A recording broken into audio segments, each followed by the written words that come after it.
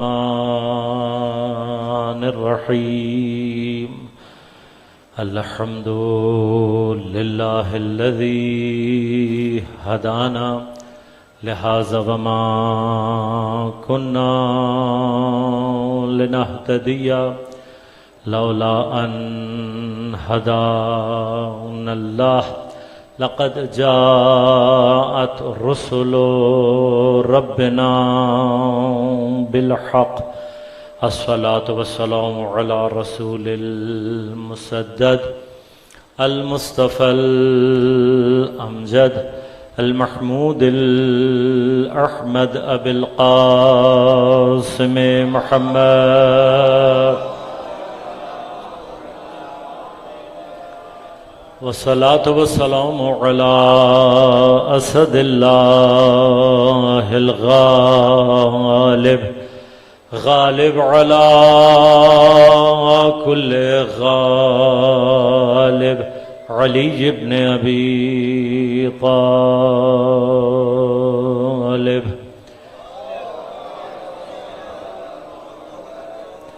والصلاة والسلام على سيدة المعصومة المظلومة الطاهرة البتول بضعة الرسول فاطمة الزهراء سيدة نساء العالمين والصلاة والسلام على الحسن المجتبى والحسين المظلوم وأهل بيته الطيبين الطاهرين المعصومين المظلومين المنتجبين المنتخبين لا سيما بقية الله في الأراضين روحي وأرواح العالمين لتراب مقدمه الفداء ولعنة الله على أعدائهم مجمعين أما بعد قال الله تعالى في كتابه الكريم بسم الله الرحمن الرحيم وجعلنا منهم أئمة يهدون بأمرنا لما صبروا وكانوا بآياتنا يوقنون صلوات اللهم صل على مومنین کرام سامعین محترم عزیزان گرام قدر عزاداران سید الشہداء سن 1445 ہجری آغاز محرم الحرام سے ہوا چاہتا ہے اور اس سال کے اس عشر اولا میں انشاءاللہ اگر پروردگار عالم نے اپنی عنایات کو ہمارے لیے جاری فرمایا، اہل بیت اطہار کی نگاہ لطف و کرم ہمارے شامل حال رہی، امامت و ہدایت کے عنوان میں انشاءاللہ کچھ مطالب آپ کی خدمت میں پیش کروں گا۔ اس موضوع پر گفتگو کے لیے سورہ مبارک ہے سجدہ کی 24 نمبر آیت کو سرنامہ کلام کے طور پر آپ کی خدمت میں پیش کیا۔ میری اپنی پوری کوشش یہ ہوگی، اس لیے کہ یہ فرش ازاں سید الشہداء کا خیرات علمی کا ایک ایسا دسترخوان ہے کہ 1400 برس سے علم کے پیاسے اس دسترخوان سے خیرات علمی جمع کرتے رہے، اور آج بھی وہ روحیں جو کہ علم کی طلب محسوس کرتی ہیں، علم کی پیاس کو طلب کرتی ہیں، وہ ماہ محرم کا انتظار اس لیے بھی کرتے ہیں کہ فرش عزائے سید الشہداء بچھے اور ہم علم کی خیرات اس دروازے سے جمع کر سکیں۔ طول تاریخ میں اس فرش نے جتنا علم تقسیم کیا ہے، یہ وہ درسگاہ ہے، یہ وہ مدرسہ ہے کہ جس نے رنگ و نسل و قوم و مذہب تمام تفریقات سے ماوراء ہو کر جو بھی علم تلاش کرنے کے لیے آیا ہے، اگر جاہل آیا تھا تو اسے عالم بنا کر بھیجا ہے۔ اور ہم اور آپ جس دور میں رہ رہے ہیں، چونکہ یہ فتنوں کا دور ہے، لہذا میں چند ایک باتوں کی طرف متوجہ کرنا چاہوں گا۔ یہ فتنوں کا دور ہے۔ قدیم الایام میں جب فتنہ گر فتنہ پھیلانا چاہتا تھا تو اس کے لیے بھی کچھ مسائل موجود تھے۔ اپنے شاگرد تیار کرے گا، پھر انہیں بھیجے گا، وہ جائیں گے، لوگوں کو جمع کریں گے، اور اس سارے سلسلے میں اگر کہیں کوئی مرد خدا کھڑا ہو گیا اور فتنے کا مقابلہ کرنے لگا تو پھر وہ ناکام بھی ہو جاتا۔ لیکن آج کا دور ایسا ہے کہ جس میں فتنہ ہر ہتھیلی کے اوپر موجود ہے۔ آج کوئی ہتھیلی فتنے سے خالی نہیں۔ دیکھیے، ہم ٹیکنالوجی کے مخالف نہیں ہیں، ہم علم کے، ترقی کے، ٹیکنالوجی کے مخالف نہیں ہیں، لیکن اصول یہ ہے، نعمت اس وقت تک نعمت کہلاتی ہے جب تک بندے کو خدا کی طرف لے کر جا رہی ہو۔ تمام نعمتیں ہی ہیں، عقل بھی نعمت ہے، کب ہے؟ جب خدا کی طرف لے کر جائے۔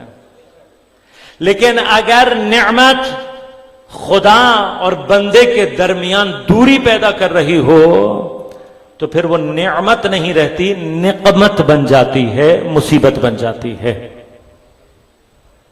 کوئی بھی نعمت، اب ہدایت کی دنیا میں قرآن سے بڑی کوئی اور نعمت نہیں ہے، لیکن خود قرآن کیا کہتا ہے کہ یہ قرآن شفا ہے، کس کے لیے؟ للمؤمنین، مومنین کے لیے۔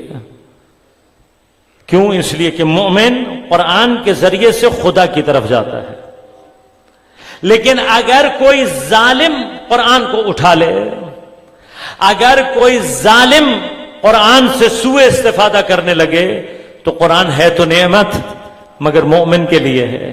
وما یزید الظالمین الا خسارا، جب ظالم قرآن اٹھاتا ہے تو سوائے نقصان اور خسارے کے اسے کچھ نہیں ملتا۔ لیکن یہیں پر ہمیں یہ بات بھی سمجھ میں آ گئی کہ کچھ لوگ ایسے ہو سکتے ہیں جو قرآن کے ذریعے سے خسارہ اٹھانے والے ہوں، جو قرآن کے ذریعے سے فتنہ پھیلانے والے ہوں۔ لہٰذا جب فتنوں کا دور اس طریقے سے ہو جائے کہ ہے تو نعمت، یہ موبائل، یہ ٹیکنالوجی، یہ سب کچھ نعمت الہیہ ہے، لیکن کب نعمت ہوگی؟ جب یہ خدا کی طرف لے جا رہی ہو۔ اگر یہی نعمت ہمیں خدا سے دور کرنے کا باعث بن جائے تو پھر یہ نعمت نہیں رہتی، زحمت بن جاتی ہے، نقمت بن جاتی ہے، مصیبت بن جاتی ہے، عذاب بن جاتی ہے۔ لہٰذا آج ہماری ہتھیلی پر آنے والا یہ موبائل، ہم کیا دیکھ رہے ہیں، ہمارے بچے کیا دیکھ رہے ہیں، ہمارے گھر میں کون کیا دیکھ رہا ہے، ہمیں نہیں معلوم۔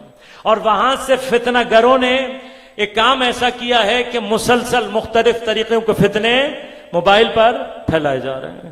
لہذا اب فتنہ جیسے ہی آتا ہے وہ فوراً ہی آپ دیکھیں گے ایک دم سے وائرل ہونا شروع ہو جاتا ہے۔ اب میں تفصیل میں نہیں جانا چاہتا کہ ان کے پیچھے بھی ان کے بزرگان ہوتے ہیں موجود، وہ سارا شیطانی نظام جس نے ہر چیز اپنے کنٹرول میں رکھا ہوا ہے۔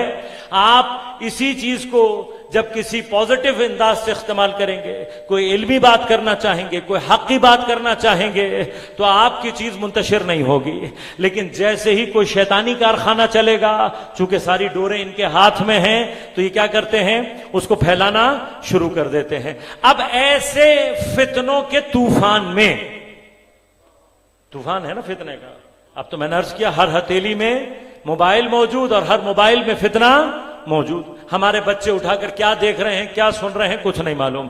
بس جہاں فتنوں کا طوفان آئے گا وہاں پر واحد کشتی جو ان تمام فتنوں سے نجات دے سکتی ہے، سوائے سفینہ حسین کے کوئی اور کشتی نہیں ہو سکتی۔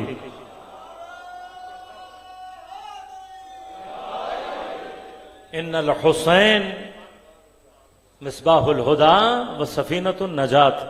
ہر دور کے فتنوں میں اگر کوئی کشتی نجات ہے تو سوائے امام حسین علیہ الصلوۃ والسلام کے کوئی اور کشتی نہیں ہے۔ اگر آج فتنوں کا طوفان ہے تو پھر اس منبر حسینی کو کشتی نجات کا کردار ادا کرنا ہے۔ لہذا ہماری سب سے پہلے علماء کی ذمہ داری ہے کہ وہ اس منبر سے آ کر سفینۃ النجات کی ذمہ داریوں کو ادا کرنا شروع کریں، وہ علمی مطالب بیان کرنا شروع کریں، دوبارہ سے منبر کے علمی قد کو اتنا اٹھایا جائے کہ ایک مرتبہ پھر یہ سننے کو ملے کہ شیعوں کا بچہ بچہ عالم ہوا کرتا ہے۔ یہ جملے ہم نے اپنے بچپن میں سنے، کیوں؟ اس لیے کہ ہمارے ماں باپ ہاتھ پکڑ کر لا کر ہمیں اسی منبر کے پائے کے پاس بٹھاتے تھے۔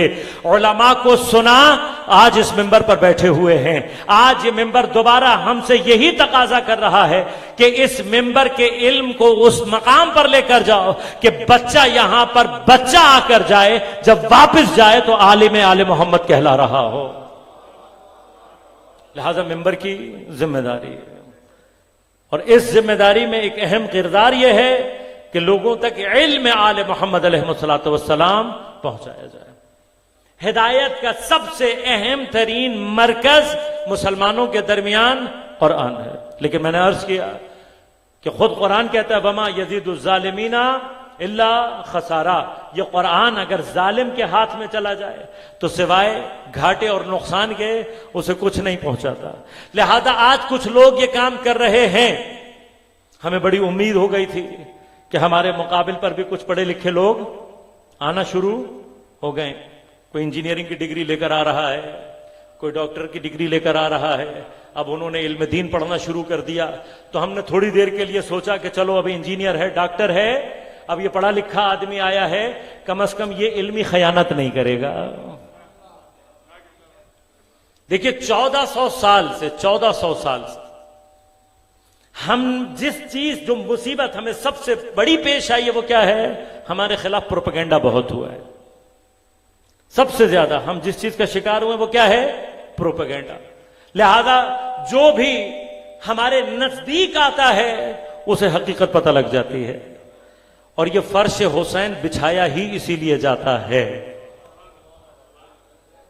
اب کوئی اپنی حاجتوں کے ہی بہانے چلا آئے تو صحیح، دیکھے تو صحیح فرش حسین پر مل کیا رہا ہے۔ یہ آگے اپنا نصیب ہے کہ کوئی فرش عزا پر آ کر صرف حاجت لے کر واپس جاتا ہے یا اپنے دل کو ایمان کے نور سے بھی بھر کر جاتا ہے، تو اب یہ نصیب کا مسئلہ ہے۔ لیکن ہمارا کام کیا؟ ہمارا کام ہے کہ ہم اس فرش عزا سے علم کی اور عقل کی اور دین کے اس نور کو پھیلاتے رہیں کہ جو اہل بیت اطہار کا ورثہ ہے اور جو ہمیں دے کر گئے ہیں اہل بیت اطہار۔ لیکن پڑھے لکھے لوگوں سے یہ توقع رہتی ہے کہ وہ کم از کم علمی خیانت نہیں کریں گے۔ اب علمی خیانت کیا ہے؟ علمی خیانت یہ ہے کہ آپ کسی کی بھی بات کو آدھا نقل کر دیں، اور یہ آج کل ہو رہا ہے، آپ نے دیکھا ہوگا ہر کچھ دنوں کے بعد ایک کلپ چل جاتی ہے، آپ بھی جذباتی میں آ کر فوراً کلپ کو یا آگے بڑھا دیتے ہیں یا اس کے اوپر ریئیکشن شو کرنا شروع کر دیتے ہیں، جبکہ اصول کیا ہے؟ پہلے یہ جانو کہ پوری گفتگو کیا ہو رہی ہے، بات کیا ہو رہی ہے۔ درمیان کا ایک کلپ کاٹ کر چلا دینا یہ علمی خیانت ہے۔ آج بھی یہ ہو رہا ہے، یہ آج سے نہیں ہو رہا، یہ 1400 سال سے ہو رہا ہے کہ آدھا قرآن بیان کرو، آدھی آیت بیان کر دو، آدھی روایت بیان کر دو، یا وہ بیان کرو جو اپنے فائدے کا ہے، جس سے اپنا مقصد نکلتا ہے۔ بھئی دیکھیے قرآن نے اگر چند آیات سے یا ایک آیت سے پورا دین پہنچانا ہوتا تو خدا کو 6666 آیتیں نازل کرنے کی ضرورت نہ پڑتی۔ قرآن نے اگر 6600 آیات نازل کی ہیں 6666 تو اس کی کوئی وجہ تو ہوگی نا۔ اب وہ وجہ کیا ہے؟ ایک آیت کافی نہیں ہے۔ اب آپ قرآن کی کوئی ایک آیت اٹھا لیں، کسی ایک آیت کا کوئی ایک حصہ بیان کریں، اگلے حصے کو بیان نہ کریں تو یہ کیا ہے؟ خیانت علمی ہے۔ لہذا مجھے اپنے یونیورسٹی کے دور کا واقعہ یاد ہے کہ ہمارے ایک اور دوسرے کالج کے کسی پروفیسر کے اسٹوڈنٹس ہمارے دوست تھے، وہ آئے ایک دن کہنے لگے آج ہمارے پروفیسر نے کہا ہے کہ قرآن نے کہا ہے کہ نماز کے نزدیک بھی مت جانا۔ تب ہم عالم تو نہیں تھے، یونیورسٹی میں پڑھتے تھے اس وقت، لیکن فرش حسین سے اتنا تو سیکھا ہوا تھا کہ قرآن ایسا نہیں کہہ سکتا. لیکن کیا کیا اس وقت کسی عالم کے پاس جا کر پوچھا تو عالم نے مسکرا کر کہا کہ کل اپنے پروفیسر سے کہنا کہ آیت پوری تو پڑھ کر سناؤ کہ قرآن کہہ کیا رہا ہے.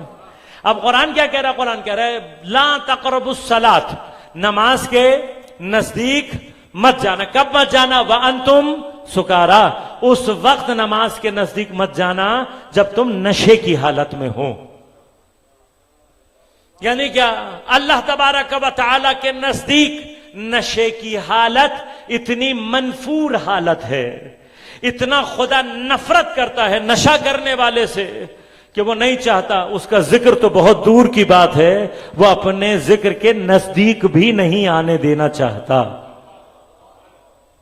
لہذا وہ کیا کہتا ہے؟ اصلا تم نزدیک بھی مت ہو. اگر نشے کی حالت میں ہو تو قرآن کیا کہہ رہا ہے؟ نماز کے نزدیک بھی مت آنا. اتنی نفرت انگیز حالت. پروردگار وجہ بھی بتا دے کہ نشے کی حالت میں اتنی نفرت کی وجہ کیا ہے. ذکر تو بہت دور کی بات، تو کیا کہہ رہا ہے؟ حتیٰ نماز کے نزدیک بھی مت آنا. اتنی نفرت کی وجہ کیا ہے؟ تو جواب یہی آئے گا شاید کہ چونکہ نشہ عقل کو معوف کر دیتا ہے.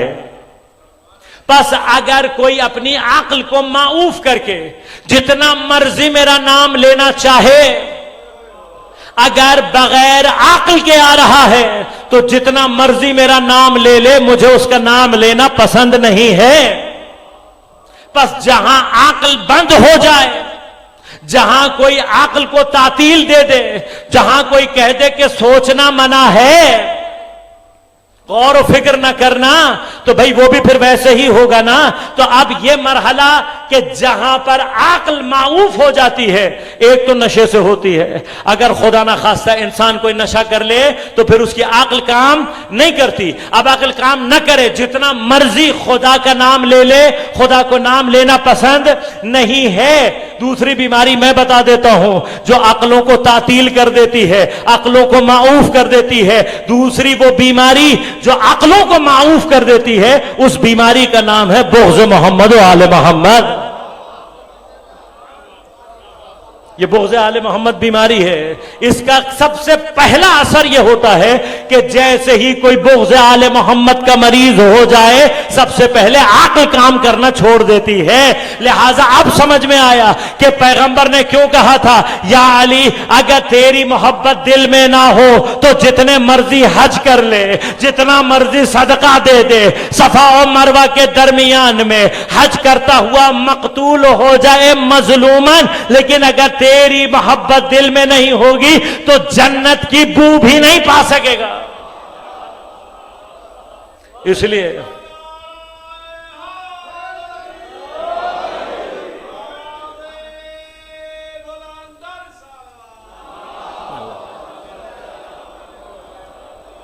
لہذا اب اگر قرآن کو سمجھنا ہے تو عقل. کیوں؟ اس لیے کہ قرآن کی ڈیمانڈ ہے افلا یتدبرون القرآن، تم قرآن کے اندر تدبر کیوں نہیں کرتے. لہذا میں صرف اپنے نوجوان ساتھیوں کو سمجھانے کے لیے چند ایک باتیں کروں گا، پھر تیزی سے آگے بڑھوں گا کیونکہ یہیں سے ایک مقدمہ میں نے تیار کرنا ہے. انشاءاللہ اسی مقدمے پہ چل کر آگے ان تمام ایام میں گفتگو آپ کی خدمت میں پیش کروں گا. قرآن کے بارے میں ایک شبہ یہ پھیلایا جا رہا ہے کہ جب قرآن عربی میں نازل ہو گیا تب کسی سے تفسیر کرانے کی کیا ضرورت ہے؟ قرآن سمجھنے کے لیے کسی کے دروازے پر جانے کی ضرورت؟ اس لیے کہ قرآن نے کہہ دیا کہ ہم نے قرآن کو جعلنا ہو قرآنا عربیہ. کیوں؟ لعلکم تعقلون. انزلنا، ہم نے قرآن کو نازل کیا قرآنا عربیہ، عربی میں نازل کیا لعلکم تعقلون، تاکہ تم کیا حاصل کر لو؟ عقل حاصل کر لو. تعقلون ہے یہاں پر مراد یہ نہیں ہے کہ ہم نے قرآن کو عربی میں نازل کیا تاکہ تم سمجھ لو. قرآن کو سمجھنے کے لیے نہیں بھیجا، قرآن کو نازل کیا عربی میں تاکہ تم کچھ عقل استعمال کر سکو. اب اس کی وجہ کیا ہے؟ وہ عقل کی بحث ہے، وہ انشاءاللہ کبھی اور فرصت رہے گی. اب یہاں پر آپ نے تعقلون سے مطلب کیا لیا کہ جب قرآن عربی میں نازل ہوا ہے اور ہمارے سمجھنے کے لیے، جبکہ قرآن نے سمجھنے کا نہیں کہا. کہیں پر قرآن نے یہ نہیں کہا کہ ہم نے عربی میں نازل کیا تاکہ تم خود بخود قرآن کو سمجھ جاؤ. نہیں کہا قرآن نے یہ کہیں. لیکن اگر آپ یہ کہتے ہیں کہ اس سے مراد یہ ہے تو اب مسئلہ ہے. اگر قرآن عربی میں اس لیے نازل کیا گیا کہ سمجھنے کے لیے کسی اور کی ضرورت نہیں ہے، تو قبلہ پھر آپ کیوں سمجھا رہے ہیں کسی اور کو؟ بھئی تو پھر آپ کے اپنے سمجھانے کی کیا ضرورت ہے؟ اگر آپ سے کسی نے سوال کر لیا تھا تو آپ سمجھانے کے بجائے یہ کہتے بھائی جاؤ قرآن خود پڑھو، قرآن تمہیں خود سمجھ میں آ جائے گا۔ آپ جو توضیح دے رہے ہیں تو آپ اپنی ہی بات کا نقض کر رہے ہیں۔ اگر آپ کو سمجھانے کی ضرورت پڑ رہی ہے تو آپ نے کیسے کہہ دیا کہ قرآن پڑھو گے تو خود سمجھ میں آ جائے گا؟ ان کو خود سمجھ میں آیا ہوتا تمہارے پاس نہ آتے، نہ تمہیں سمجھانے کی ضرورت پڑتی، بس تمہارا اپنا عمل نقض ہے تمہاری اپنی بات کا۔ لیکن میں ایک سٹیپ اور آگے چلتا ہوں، میں مان لیتا ہوں آپ کی بات کہ قرآن عربی میں نازل ہوا تاکہ لوگ خود سمجھ جائیں، تو قبلہ کم از کم پہلا مرحلہ اللہ تبارک و تعالی کو پھر چاہیے تھا کہ اگر قرآن عربی میں نازل کیا کہ لوگ سمجھ سکیں تو پھر سب لوگوں کی زبان اللہ نے عربی قرار کیوں نہیں دی؟ قرآن اٹھا کر دی کہ اللہ تعالیٰ کیا کہتا ہے، یہ جو تمہاری زبانوں کا اختلاف ہے یہ ہم نے پیدا کیا ہے۔ اب وہ قرآن کا الگ فلسفہ ہے، وہ کبھی الگ موضوع رہا تو گفتگو کریں گے کہ قرآن کی سوشیولوجی کیا ہے، قرآن نے یہ کام کیوں کیا، لوگوں کے درمیان میں قبیلے کیوں بنائے، نسلیں کیوں بنائیں، قبائل کیوں بنائے، اللہ نے زبانیں مختلف کیوں کی، وہ فلسفہ اپنی جگہ، وہ بحث اپنی جگہ۔ لیکن جب خدا کو پتا ہے کہ ایک بڑی تعداد غیر عرب کی ہے، یہ عرب تو بہت تھوڑے سے ہیں نا، اب مجھے یہ بتائیے اب جتنا بھی غیر عرب ہے یہ قرآن کو اگر سمجھنا چاہے تو کیا کرے؟ یا تو خود جا کر عربی سیکھے، لیکن ہر آدمی اگر عربی نہ سیکھ سکے تو پھر کیا کرے گا؟ تو اب آپ کہیں گے اسے چاہیے کہ وہ ترجمہ پڑھ لے، تو ترجمے کا احتیاج تو پیدا ہو گئی نا۔ میں قرآن کے علاوہ مترجم تو آ گیا نا درمیان میں، اگر درمیان میں مترجم آ گیا تو اس کا مطلب کیا ہوا؟ جتنے بھی غیر عرب ہیں وہ قرآن کے لیے مترجم کے محتاج ہیں۔ آپ تو کہہ رہے ہیں کہ قرآن کے لیے کسی اور کے پاس جانے کی ضرورت نہیں ہے۔ تیسرا مرحلہ داخل ہو جاتے ہیں، چلیں آپ یہ کہہ رہے ہیں کہ قرآن عربی میں نازل ہوا تاکہ سمجھ میں آ جائے، تو باقی مسلمانوں کو چھوڑیں جن کی زبان عربی ہے، مادری زبان عربی ہے، تو پھر جن کی زبان عربی ہے ان سے زیادہ تو قرآن آسانی سے کسی کو سمجھ میں نہیں آ سکتا نا۔ تو بھائی کم از کم یہ ہونا چاہیے کہ جتنے عرب زبان بولنے والے ہیں ان کے درمیان میں کوئی اختلاف نہیں ہونا چاہیے، ان سب کو قرآن ایک جیسا سمجھ میں آنا چاہیے، ان کی ہدایت کا لیول ایک ہونا چاہیے، ان کے علم کا لیول ایک ہونا چاہیے۔ ان کی تو مادری زبان ہے، تو بس جن کی زبان عربی ہے ان کا مذہب ایک نہیں، ان کا مسلک ایک نہیں، ان کی نماز ایک نہیں، ان کا روزہ ایک نہیں۔ تو پھر یہ کیسے ہوا؟ جن کی تو زبان عربی ہے ان سے زیادہ تو کوئی سمجھ نہیں سکتا تھا۔ میں اور آگے لے کے چلا جاؤں، ان عربوں کو چھوڑ دیجئے، یہ تو 1400 سال کے بعد آ رہے ہیں۔ پیغمبر کے بعد جیسے ہی پیغمبر دنیا سے گئے کیا ہوا؟ اب سارے مسلمان یہ کہتے ہیں کہ کم از کم 2 گروہ تو بنے تھے نا صحابہ کے، بھئی یہ تو وہ لوگ تھے جن کے سامنے قرآن نازل ہوا، یہ وہ لوگ تھے جنہوں نے قرآن جمع کیا، یہ وہ لوگ تھے جن کو قرآن میں کبھی مشکل پیش آئی، انہوں نے جا کر پیغمبر سے سوال کیا، پیغمبر کے ساتھ سائے کے طرح سے لگے رہے، جو پیغمبر کے ساتھ سائے کی طرح لگ کر بھی قرآن کو ایک جیسا نہ سمجھ سکے۔ تو تھوڑا سا آگے بڑھوں، آگے بھی بڑھ جاؤں تھوڑا سا مولانا، جہاں آپ نے یہ بات کی تھی کہ قرآن یہ کہہ رہا ہے کہ یہ عربی میں نازل ہوا تاکہ تم اس کو سمجھ سکو اور تمہیں کسی تفسیر کی ضرورت نہیں ہے، تو قرآن کی صرف یہ ایک آیت تو نہیں ہے، قرآن کی کچھ اور آیتیں بھی ہیں۔ اب اگر آپ کے حافظے میں نہیں رہی تو میں بتا دیتا ہوں، سورہ مبارک آل عمران 7 نمبر آیت ہے، پروردگار نے اسی قرآن کا تعارف کراتے ہوئے بتایا کہ ہم نے اس میں آیات کو نازل کیا۔ 2 طرح کی آیات ہیں، کچھ محکمات ہیں، ہن ام الکتاب، یہ کیا ہیں؟ یہ کتاب کا بڑا حصہ ہیں جو محکمات ہیں، ان کے لیے جتنا تم سمجھ جاؤ اتنا کافی۔ لیکن اسی کتاب کے اندر بأخر دوسری کون سی ہیں؟ متشابہات۔ قرآن کہہ رہا ہے کہ اسی قرآن کے اندر آیات کیا ہے؟ کچھ ایسی آیات ہیں جو آیات متشابہات ہیں۔ اب میں تفسیر میں نہیں جا رہا، مولانا لٹرل میننگ ہی بتا دو مجھے، لغت کا مطلب ہی بتا دو کہ متشابہ کا معنی کیا ہوتا ہے۔ متشابہ اس کو کہتے ہیں جو پڑھنے والے کو اشتباہ میں ڈال دے۔ تو اب قرآن کیا کہہ رہا ہے؟ قرآن کہہ رہا ہے کچھ آیات ایسی ہیں جو پڑھنے والے کو کیا کر دیں گی؟ اشتباہ میں ڈال سکتی ہیں، اشتباہ قائم ہو سکتا ہے۔ اب قرآن نے کیا کہا؟ کہا دیکھو جو کوئی بھی ان آیات متشابہات کو لے، کس لیے؟ تاکہ لوگوں کے اندر فتنہ برپا کر سکے۔ یہ وہ لوگ ہیں کہ جن کے دل ٹیڑے ہیں، ان کے دلوں میں مرغ نفاق ہے، یہ منافق پارٹی ہے، دل ان کے ٹیڑے ہیں۔ یہ کیا کرتے ہیں؟ ان متشابہات آیات کو لیتے ہیں تاکہ فتنے برپا کر سکیں۔ اب فرماتا ہے جان لو، اچھی طرح سے سمجھ لو کہ یہ جو آیات متشابہات ہیں ان کی تعویل کا علم یا صرف اللہ کو ہے یا کس کو ہے؟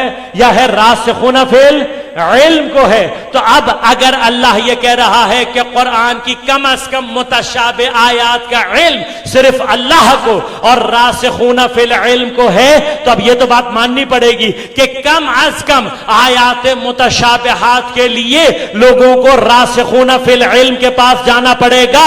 اب اگر ہر کوئی راسخون فی العلم نہیں ہوتا تو ابھی میں راسخون فی العلم کا معنی نہیں کر رہا، صرف ظاہری معنی، صرف لغوی معنی سے آپ سے سوال کرتا ہوں، کیا سارے کے سارے انسان، سارے کے سارے مسلمان راسخون فی العلم ہیں؟ اگر نہیں ہے تو جو نہیں ہے اس کو متشابہات کے لیے کہاں جانا پڑے گا؟ اسے جانا پڑے گا راسخون فی العلم کے دروازے پر۔ تو خود قرآن کہہ رہا ہے کہ جہاں قرآن سمجھ میں نہ آئے وہاں پر راسخون فی العلم کو تلاش کرنا۔ اب ہم آپ سے کوئی بحث نہیں کر رہے، ہم نے راسخون فی العلم جب تلاش کرنے نکلے تو ہمیں تو صرف ایک ہی ذات ایسی نکلی جس کے علم کی سند رسول نے یہ کہہ کر کی دی، انا مدینۃ العلم وعلی بابھا۔ اور پھر صرف یہ نہیں کہا کہ میں علم کا شہر ہوں، علی دروازہ ہے، بلکہ یہ بھی بتا دیا میرے علم تک اگر پہنچنا ہے تو علی کے سوا کسی اور سے نہیں آ سکتے، لہذا انا مدینۃ العلم وعلی بابھا، میں علم کا شہر، علی اس کا دروازہ۔ من اراد المدینہ، جو مدینہ میں آنا چاہتا ہے، فلیات من بابھا، اسے چاہیے کہ دروازے سے آئے۔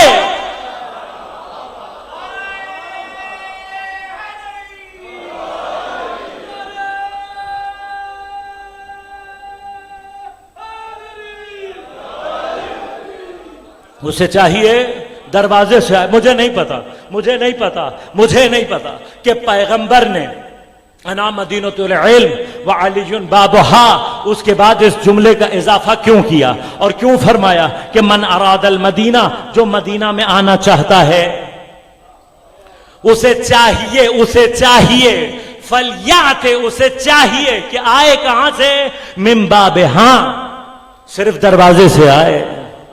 اب مجھے نہیں پتا، میں نہیں بحث کرنا چاہتا کہ شہر میں کھڑکیاں ہوتی ہیں یا نہیں، چھتیں ہوتی ہیں یا نہیں، روشن دان ہوتے ہیں یا نہیں، لیکن بس اتنا جانتا ہوں شریفوں کی عادت دروازے سے جانے، اور پیغمبر نے بس اتنا سا سمجھا دیا تھا شریفوں کی طرح سے آؤ گے تو علم ملے گا۔ فلیات من بابھا، آنا ہے تو کس سے آؤ؟ دروازے سے آؤ۔ لہذا اب خدا کیا کہہ رہا ہے کہ آیات متشابہات، لہذا میں چیلنج کر رہا ہوں، یقیناً یہ فتنہ آج کا فتنہ نہیں ہے، یہ آج کا فتنہ نہیں ہے، یہ 1400 سال سے چل رہا ہے۔ جب بھی کسی نے اہل بیت اطہار کے مقابلے پر قد اٹھایا ہے، اس نے یہ نعرہ لگانے کی کوشش کی ہے کہ حسبنا کتاب اللہ، ہمارے لیے اللہ کی کتاب۔ ارے بھائی، نعرہ لگانے سے پہلے ایک مرتبہ پوچھ تو لو تمہارے لیے کافی ہے بھی یا نہیں۔ لہذا قرآن نے کہیں نہیں کہا کہ مجھ سے آ کر پوچھو میں بتاؤں گا، قرآن نے کہیں نہیں کہا کہ مجھ سے سوال کرو میں جواب دوں گا، بلکہ جب بھی قرآن نے کیا کہا؟ میرے راز جانتے ہیں صاحبان علم، میری متشابہات کی تعویل جاتے ہیں راسخون فی العلم۔ اور دیکھو اگر سوال کرنا ہے تو قرآن سے مت کرنا، نہیں کہا قرآن نے فاسألوا القرآن، تم قرآن سے سوال کرو، بلکہ کیا کہا؟ فاسألوا اہل الذکر ان کنتم لا تعلمون، سوال اہل ذکر سے کرو اگر جاننا چاہتے ہو۔ مجھ سے نہیں. پس اب قرآن نے کیا کہا ہے؟ قرآن نے کہا ہے کہ مجھ سے نہیں میرے اہل سے سوال کرو. اور اب اگر اہل تلاش کرنے ہیں قرآن کے تو ایک مرتبہ جس کا معجزہ ہے اسی سے پوچھ لیتے کہ یا رسول اللہ آپ کے بعد قرآن کا اہل کون ہے؟ تو پیغمبر نے سب کو مخاطب کر کے فرمایا انی تارکن فیکم الثقلین کتاب اللہ و اطرتی اہل البیت. میں اپنے تمہارے درمیان دو چیزیں چھوڑ کر جا رہا ہوں, صرف قرآن نہیں اپنے اہل بیت بھی چھوڑ کر جا رہا. لہذا کہیں پر بھی قرآن ہمیں یہ اجازت نہیں دیتا کہ ہم اپنی ناقص عقل کے ساتھ پورے قرآن کو سمجھنے کی کوشش کریں, لیکن قرآن عقل کا دروازہ بند نہیں کرتا. ایسا نہیں. قرآن کیا کہتا ہے؟ افلا یتدبرون القرآن, تم قرآن کے اندر تدبر کیوں نہیں کرتے؟ اب یہ جو قرآن میں تدبر کی راہ ہے, یہ راہ کیا ہے؟ یہ راہ یہی ہے کہ ہم اور آپ قرآن کی آیات کے اندر غور و فکر کریں. قرآن ہمیں عقل سے منع نہیں کرتا, لیکن قرآن کیا کہتا ہے؟ ہر جگہ عقل لڑانے کی ضرورت, عقل ہر جگہ لڑانے کی ضرورت نہیں ہے. جتنا تمہیں قرآن اپنے تدبر سے سمجھ میں آ جائے, عقل کے ذریعے سے سمجھ میں آ جائے, اتنا سمجھو. اور جہاں عقل کام نہ کر رہی ہو وہاں اہل ذکر تلاش کرنا. جہاں نہ سمجھ میں آ رہا وہاں کس کو تلاش کرنا؟ اہل ذکر کو تلاش کرنا. لہذا امام جعفر صادق علیہ الصلوۃ والسلام اور دیگر ائمہ سے جو روایت ہے کہ ہماری احادیث کو قرآن کے اوپر پیش کرو, جو مخالف ہو اسے رد کر دو, دیوار پہ دے مارو, یہ جو امام نے فرمایا یہ محکمات سے متعلق ہے. ورنہ کچھ احادیث کے بارے میں امام نے یہ بھی کہا سمجھ میں نہ آئے تو چھوڑ دینا.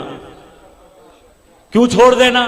اس لیے کہ شاید تمہاری اوقات نہیں ہے کہ تمہیں سمجھ میں آ جائے. جو اوقات پیدا کرے گا اسے خود سمجھ میں آ جائے گا. جو مخالف قرآن یہاں پر لہن روایت سے بات سمجھ میں آتی ہے کہ یہ بات محکمات کی نسبت ہو رہی ہے, مسلمات کی نسبت ہو رہی ہے کہ اگر اہل بیت اطہار سے کوئی ایسی چیز آتی ہے جو محکمات اور مسلمات قرآن کی مخالف ہو, امام نے کہا اٹھا کر دیوار سے دے مارو. کیوں؟ اس لیے کہ خود پیغمبر نے فرمایا ہے کہ یہ اہل بیت اور قرآن لن یفترقا, ان کے درمیان میں کبھی بھی جدائی نہیں ہو سکتی حتی یردا علی الحوض, یہاں تک کہ یہ حوض کوثر پر میرے پاس وارد ہو جائیں. لہذا آیات اور روایات ایک دوسرے کی تفسیر خود بخود کرتی ہیں. اب جو ہم نے تدبر کرنا ہے قرآن میں, تو تدبر کی راہ کیا ہے؟ قرآن کے اندر تدبر کی بہترین راہ یہ ہے کہ ہم قرآن کے الفاظ کو کم از کم پہلے مرحلے میں الفاظ کے اوپر غور کریں. اب ایک بڑا مسئلہ یہ ہے کہ جب ہم کہتے ہیں آؤ قرآن کے لفظ پر بحث کریں, تو پھر آپ کہتے ہیں نہیں یہاں پر لفظ کا یہ معنی نہیں ہے,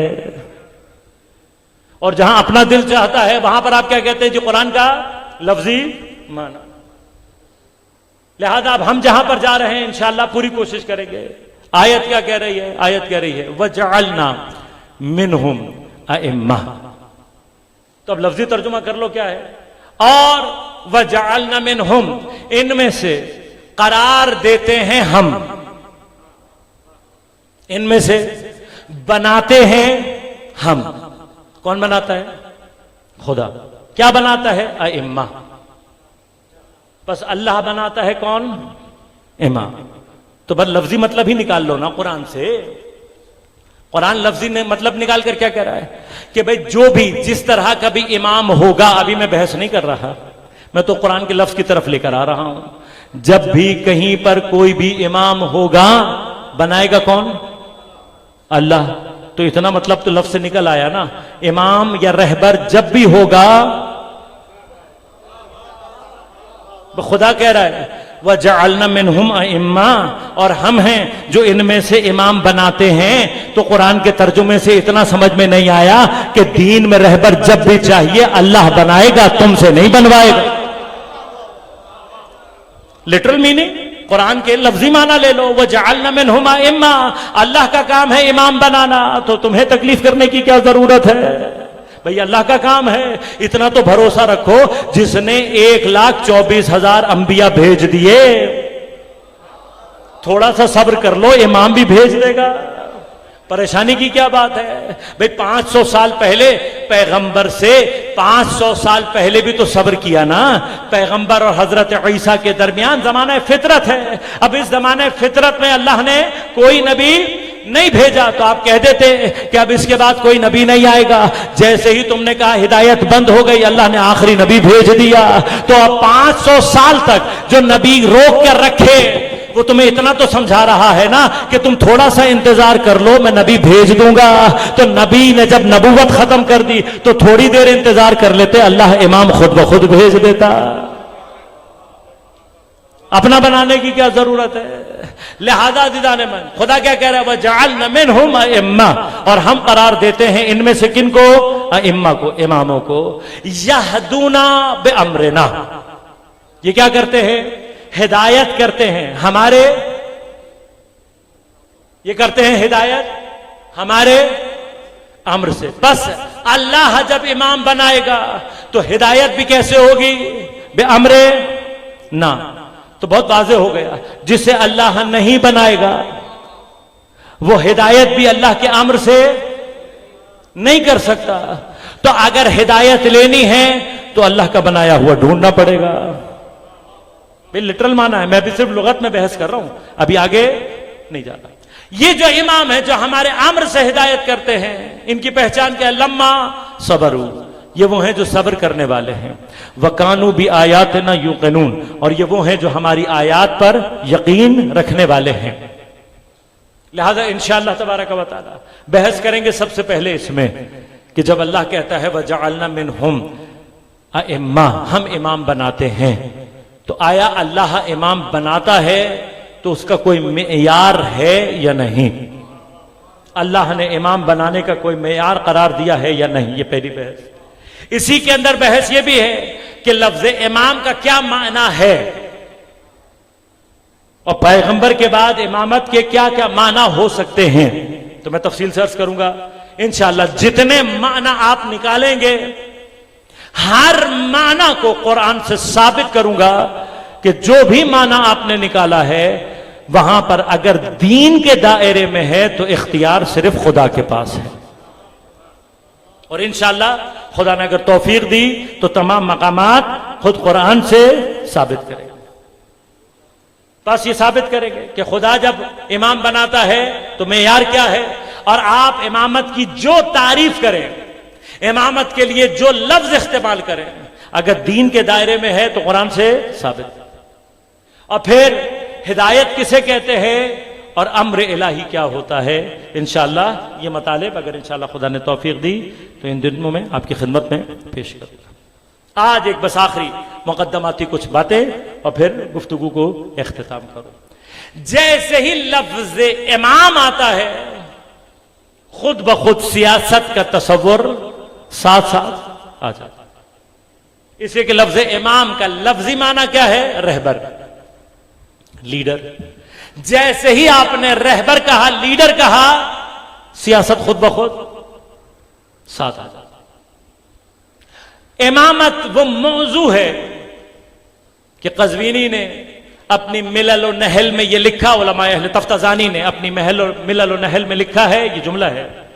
علماء اہل سنت کے بہت بڑے عالم، تاریخ کی کتاب ملل و نحل، اس میں لکھتے ہیں امامت کا وہ موضوع ہے کہ جس پر جتنا تلوار چلی اور جتنا خون بہا، کسی اور موضوع کے اوپر اتنی تلوار نہیں چلی، اتنا خون نہیں بہا.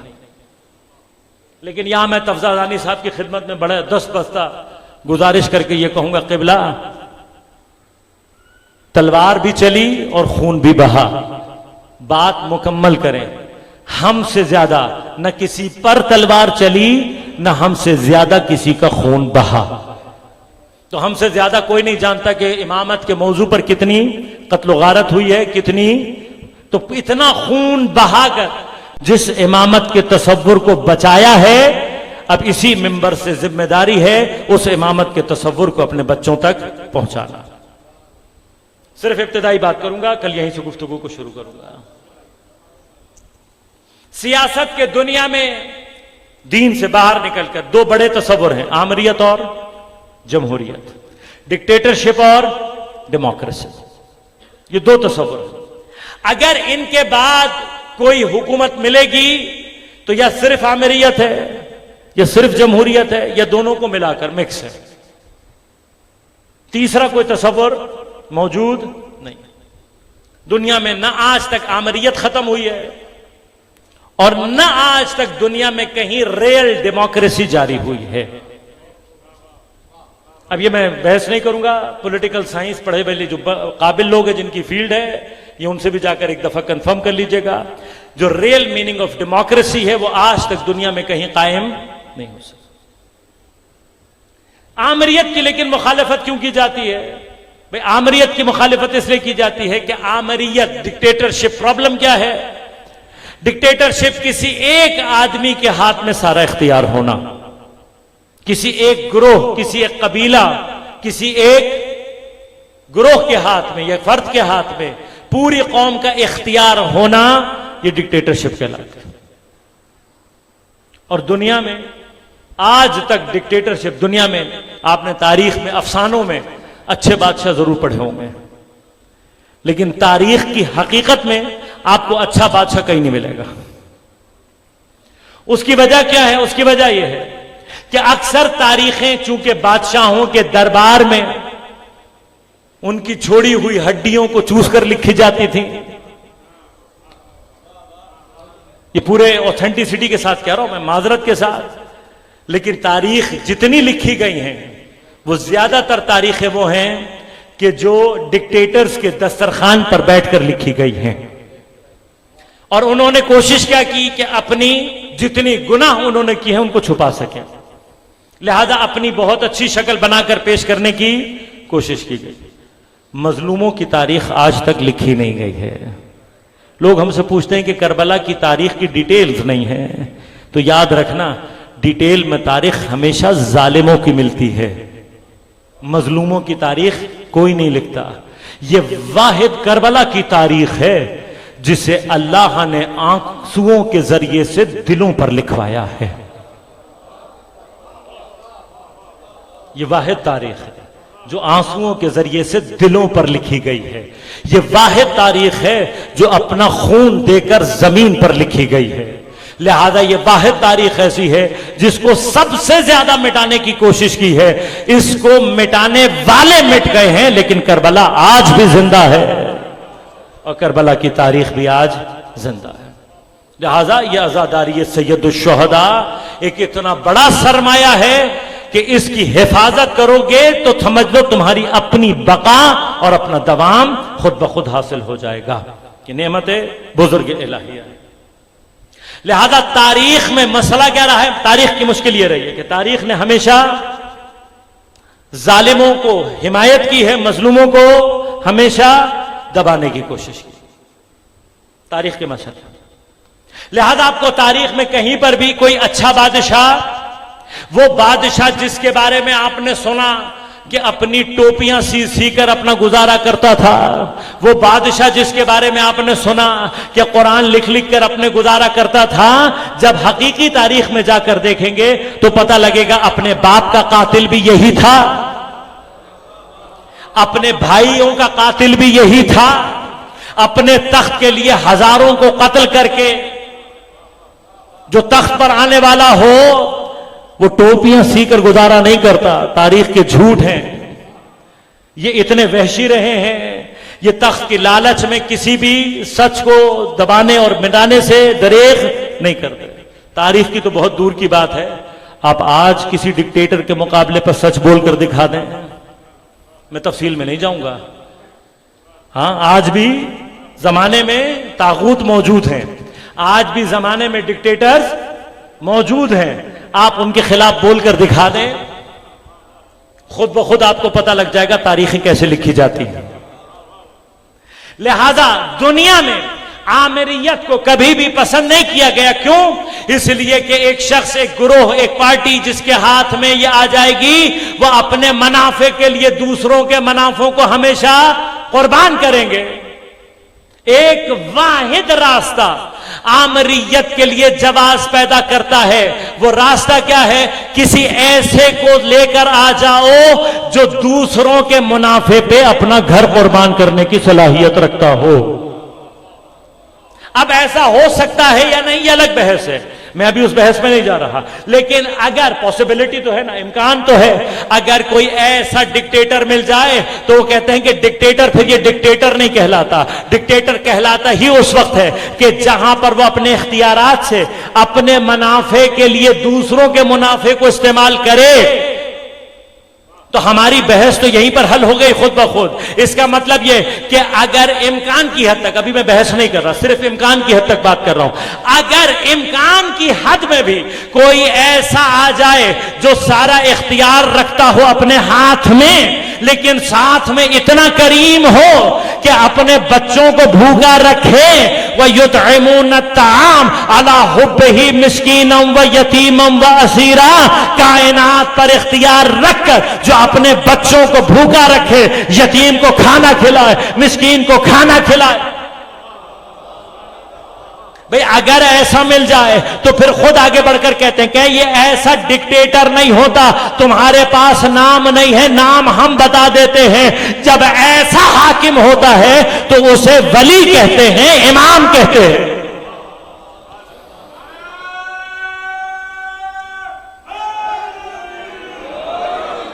لہذا اب دنیا میں دو نظام، یا جمہوریت یا آمریت۔ دنیا نے آمریت کو رد کیا، کیا کیا کیا، انہوں نے کہا بھئی ایسا ممکن نہیں، اب ہے یا نہیں یہ بحث کریں گے انشاءاللہ تبارک و تعالی، دین کی نظر کیا ہے یہ پیش کریں گے، ممکن نہیں ہے۔ دوسرا نظام کیا ہے؟ کہ دوسرا نظام ہے جو اس کے مقابلے پر ہے، دوسرا نظام ہے جمہوریت کا۔ کل میں گفتگو کو انشاءاللہ یہیں سے آپ کی خدمت میں عرض کروں گا، اور بحث کا نقطہ آج دے رہا ہوں، گفتگو کل آپ کی خدمت میں۔ 14 سال سے سنتے ہوئے آئے ہیں، لا تجتمع امتی علی الضلالہ۔ 1400 سال سے کیا سنتے ہوئے آئے ہیں؟ یہ میرے بچوں کے ذہنوں میں جو عام طور پہ شبہ ڈالا جاتا ہے، جوانوں کے ذہنوں میں کیا ڈالا جاتا ہے؟ کبھی یہ سارے مل کر کیسے غلطی پر ہو سکتے ہیں؟ بھئی یہ کیسے ممکن ہو سکتا ہے کہ ایک بڑی تعداد غلطی پر جمع ہو جائے اور تم تھوڑے سے، تم حق پر ہو، اور اتنی بڑی تعداد کیا ہو جائے؟ کبھی غلطی پر اکثریت جمع نہیں ہو سکتی۔ تو کل یہیں سے بات شروع کروں گا، اور پہلے جمہوریت سے بات شروع کروں گا، اور پھر قرآن سے ثابت کروں گا کہ قرآن کیا کہتا ہے کہ اکثریت کیا کرتی ہے۔ انشاءاللہ کل ہم گفتگو یہیں سے شروع کریں گے۔ ان کا ماتم کرنے کے لیے جمع ہوئے ہیں، ان کا سوگ جمع کرنے کے لیے بیٹھے ہیں کہ جنہوں نے امت کو بچانے کے لیے اپنے بچے قربان کر دیا۔ اس عزاداری کا تحفظ کرو خدا کے لیے، میرے بچوں، میرے جوانوں، اس لیے کہ اس کا تحفظ تمہارا تحفظ ہے۔ لہذا یہ جو شبہات ڈالے جاتے ہیں ان کو خود بھی سمجھو، اور آگے بھی ان تمام شبہات کو جہاں کہیں پر بھی مقابلہ کیا کرو، جواب دیا کرو۔ کہا جی رونا حرام ہے، رونا کسی مردے کے لیے رونا، کبھی زیادہ سے زیادہ پیغمبر نے کہا ہے کہ 3 دن تک عزاداری کر لو، 3 دن تک رونا کر لو، اس سے زیادہ جائز نہیں ہے۔ لیکن خیانت علمی میں نے عرض کیا، تاریخ میں ہمیں سب سے زیادہ نقصان کس نے پہنچایا ہے؟ اسی خیانت۔ آدھی آیت پڑھتے ہو، اپنی مرضی کی آیات پڑھتے ہو، بھئی دونوں طرف کی آیات پڑھو نا، پوری آیات پڑھو، حدیثیں بھی پوری بیان کرو۔ جس پیغمبر نے یہ کہا، ہاں کیا کہا کہ 3 دن سے زیادہ عزاداری نہ کرو، یہ تمہارے مردے کے لیے کہا ہے، اور وہ بھی چونکہ انسانیت کا مذہب ہے اس لیے کہہ رہا ہے، ورنہ تمہارے مردے تو اس قابل بھی نہیں، لیکن انسانیت کا مذہب ہے اس لیے کہا ہے۔ ورنہ یہی نبی، اور میرے بچے خاص طور پہ نوجوان ان باتوں کو یاد رکھیں، جب تم سے کوئی کہے کہ پیغمبر نے عزاداری کب کی، تو کہنا ہم سے مت پوچھو، گوگل سے جا کر پوچھ لو۔ ہماری بات پہ تو یقین نہیں آتا نا تمہیں، گوگل پہ یقین آ جاتا ہے۔ لکھو عام الحزن، غم کا سال لکھو، ہم نہیں بتائیں گے، گوگل بتائے گا کہ عزاداری کیسے ہوتی ہے۔ جب تم عام الحزن لکھو گے کیا آئے گا؟ تمہارے پاس آئے گا ایک پورا سال پورا سال کیا ہوا؟ جناب ابو طالب علیہ الصلوۃ والسلام، جناب خدیجۃ الکبریٰ سلام اللہ علیہا، ان دو اسلام کے محسنوں کی جب وفات ہوئی ہے تو پیغمبر نے ایک دو دن نہیں، ایک دو ہفتے نہیں، مہینے نہیں، بلکہ پورا ایک سال حزن منایا بھی منوایا بھی۔ صرف ایک دو دن نہیں، ایک پورا سال۔ اور پھر جب سید الشہداء کی بات آتی ہے تو پھر یہ واحد غم ہے جو واقع ہونے سے پہلے پیغمبر کو رلا رہا ہے۔ لہذا یاد کرو، یہ باتیں یاد کرو کہ امام حسین پر روتے ہو کیوں؟ پیغمبر روئے؟ ہاں روئے۔ اور تمہاری اپنی کتابیں، صحیح مسلم کی حدیث، جناب عبداللہ ابن عباس، جناب ام سلمہ سلام اللہ علیہا روایت، یاد کرو یہ روایتیں، یاد رکھو، اور جہاں کوئی تم سے پوچھے اس کو سناؤ۔ اہل سنت کی روایت، صحیح مسلم کی روایت کیا ہے کہ پیغمبر ایک مرتبہ جناب ام سلمہ کے حجرے میں آئے، اور حالت کیا ہے پیغمبر کی؟ بال بکھرے ہوئے ہیں، گریبان کھلا ہوا ہے، آنکھوں سے اشک جاری ہیں، ہاتھ میں ایک شیشی ہے، شیشی میں کچھ خاک ہے، مٹی ہے تھوڑی سی۔ جب جناب ام سلمہ نے دیکھا، ایک مرتبہ تڑپ کر پوچھا کہ یا رسول اللہ خیریت؟ اتنا گریاں، اتنا محزون، میں اپنے لفظ میں کہہ دوں اتنا عزادار تو میں نے آپ کو کبھی نہیں دیکھا۔ پیغمبر کی آنکھوں سے اشک جاری ہو رہا ہے، سنت پیغمبر ہے، یہ واحد واقعہ ہے۔ ابھی 50 سال ہیں کربلا کو واقع ہونے میں، ابھی 50 سال ہیں، ابھی 50 سال ہیں۔ یہ 50 سال پہلے پیغمبر بتا رہے ہیں جناب ام سلمہ کو، فرمایا جبرائیل آیا تھا، کربلا کا واقعہ سنا کر گیا۔ اب پتہ لگا کس کی سنت ہے، اب پتہ لگا کہ عزاداری کس کا حکم ہے۔ جبرائیل خدا کے حکم کے بغیر کچھ نہیں کرتا۔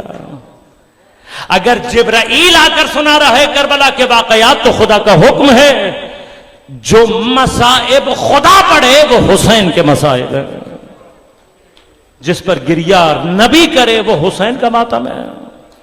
پھر کہا ام سلمہ ابھی حسین قتل نہیں ہوا ہے، ابھی حسین قتل نہیں ہوا ہے، لیکن ام سلمہ یہ مٹی مجھے دے کر گیا ہے جبرائیل، ام سلمہ یہ اپنے پاس رکھنا، جس دن یہ مٹی خون میں تبدیل ہو جائے سمجھ لینا کہ میرا حسین میری امت کے ہاتھوں قتل ہو گیا۔ اب یہ کہہ رہے ہیں اور پیغمبر رو رہے ہیں۔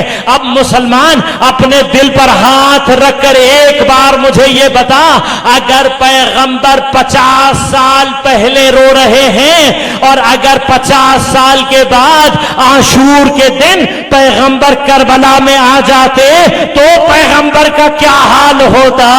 جب حسین کو دیکھتے سر سے لے کر پیر تک زخموں میں بھرا ہوا ہے، جب حسین کو دیکھتے 3 دن کا بھوکا اور پیاسا ہے، جب حسین کو دیکھتے حسین سجدے میں ہے، ارے کون سا حسین جو سجدے میں حسین رسول کی پشت پر آ جائے تو پیغمبر سجدے سے سر نہیں اٹھاتے۔ اب وہی حسین سجدے میں ہے، پشت پر شمر ملعون ہے، ہاتھوں میں کند خنجر ہے۔ ارے اگر 11 محرم کی صبح میرا پیغمبر اس گودال میں آ جاتا، پیغمبر کے اوپر کیا گزرتی۔ لہذا جب جناب زینب 11 محرم کی صبح گودال میں امام حسین کے پامال لاشے کے پاس پہنچی، ایک مرتبہ پیغمبر کو سلام کر کے کہا صلی علیکہ ملیک السماء، اے نانا آپ پر آسمان کے فرشتوں کا سلام ہو۔ آ کر حسین کو دیکھو، ھذا حسینون، اے اللہ کے نبی یہ آپ کا حسین ہے، المرمل بالدماء، جو اپنے خون میں ڈوبا ہوا ہے، المقطوع الاعضاء، جس کے اعضاء کو کاٹ دیا گیا ہے، وہ بنات کا سبایا، اور آپ کی بیٹیاں ہیں جنہیں اسیر کر کے لے جایا جا رہا۔